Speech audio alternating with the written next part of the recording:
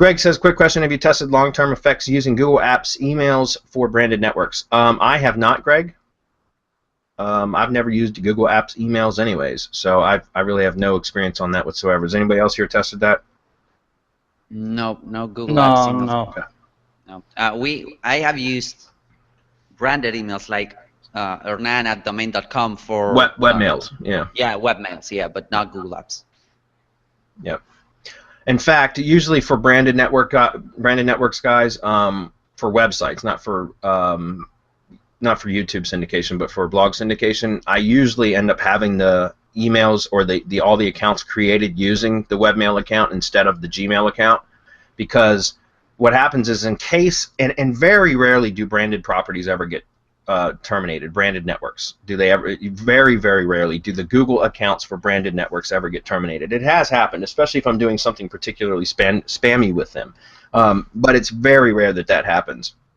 But in the past, I've had it happen where I've had a branded network Google account shut down. And what sucks is then when you have to rebuild a new, create a new Google account, and then if you had signed up with the Gmail account for all of the other accounts, you have to go in and change the email address to the new email address.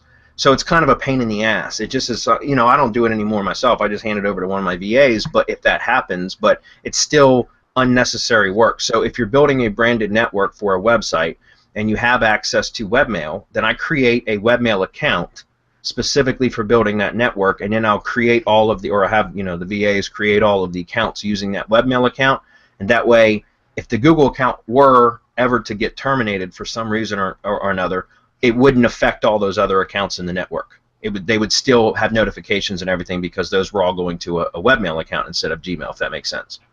But again, that's just if you're building your own networks. Obviously, if you're ordering from us, that's not going to work. We're just going to produce the network sites using the Gmail account that we create.